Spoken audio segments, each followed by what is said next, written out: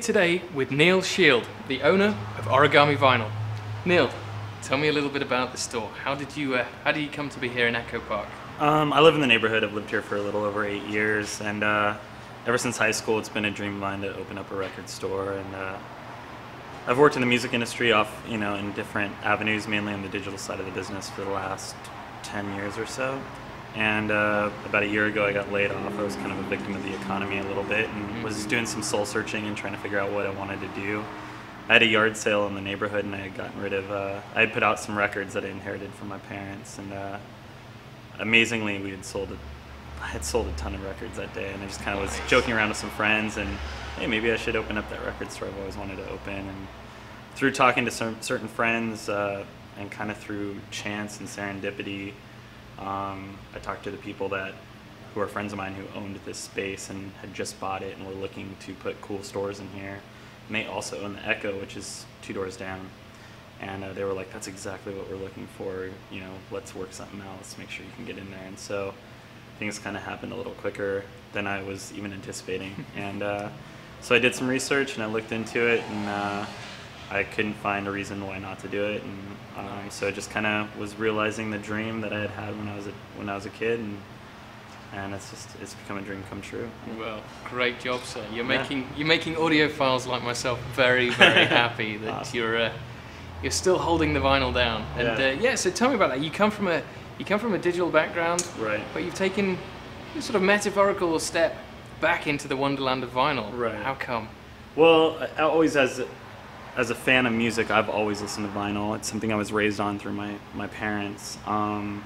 Through the 90s, when I started coming into my own and being a music consumer, I would go to a lot of punk rock and hardcore shows. And at that time, it was a big 7-inch culture, big vinyl culture in that scene. And so it's something I had purchased a lot from that time. And then in the late 90s, I got into the electronic scene quite a bit, and the DJ culture, and still just kept on buying vinyl. So for me, it never went away. It just so happened that the course of avenue that I took in my career happened to be more on the digital side of the music business. Right. It just kind of seemed like this weird oxymoron. But you had a little time on the dark side, yeah. But you come back. Exactly. But in reality, vinyl's always been there with me, and that's actually the core of who I am and what I've always been into. Excellent. Good man. Good to hear. Cool. And it's going well for the store? It's going great. We opened on April 3rd. It's been really busy. Actually, the community is just so intrigued and so enthusiastic about the store being here that it's just been awesome. We've just been having a lot of parties here, a lot of people coming in, a lot of people starting a collection of vinyl, not realizing that they even were into vinyl and buying record players off of us and getting their collection underway. Nice. And that's been really exciting. I think one of the best stories is around June. It was high school graduation time, and a mom brought her 17-year-old son in, and she's like, "Are you sure this is what you want for your graduation present?" And he's like, "Yep." And bought him a record player and some records, and it's like, wow, that's really cool. We just sold this kid his first record player, and I remember when I got my first record player, and most people were into vinyl too. It's kind of a big day, so it's cool to be a part of those things, and that's what's makes it all worthwhile. That's fantastic. Great news. Great news. You're doing wonderful things for the community as well as the record business. So thank you. Nicely done. Thanks. Now, one of the things I was going to ask you is, for me, the digital age has meant that music is kind of soulless. It has no face. It has no art. It's a file. It's on my PC or on my Mac. These guys, this is what really brings some tangible feeling to the music world for me. So how do you organize these guys? I mean, my house is covered. I mean, I say my hard drive is covered in files, but my house is covered, and my wife's not very happy about it, in vinyl. Right. How do you organize these guys? How do you keep such a beautiful looking record store? We're limited by the size of the store, so we really can only carry about 3,000 titles in the store. And one of the big decisions we had made when we opened the store was that because the store was so small and so easy to manage in many ways, we decided to forego genres. And we felt, in today's time, most people, if you ask someone what they listen to, they say everything.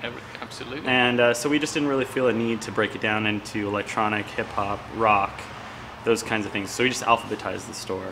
And it's worked to a big advantage to us. I think a lot of people like that. And, you know, there's many artists these days that cross genre lines anyway. Where are you going to put them when you have a genre-based store?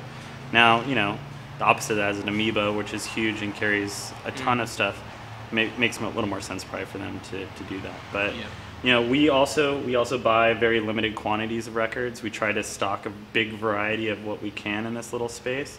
And we're really big on local artists, and we're also big on limited edition artists and things like that. So labels who are putting out, you know, only 200 to 500 units of a record, we try to make sure we get to be a part of that and work with the label on making this kind of a flagship store for them to sell those goods. Excellent. And do you provide any sort of mail order or anything like that for any unfound records? No, not at all. You have to come in the store. It's got to be here. Yeah. It's got to. But if I want something rare, I want something local that you're not stocking, is that something you'll be able to get for me? Yeah, definitely. We do special orders all the time. Special orders as opposed to mail orders. Exactly. That's kind of more what I was meaning. Anyone who ever wants to come in and ask for a specific record, whether it be some huge pop record or some very obscure record, we'll do the research, we'll look into it, we'll see if we can't get our hands on something.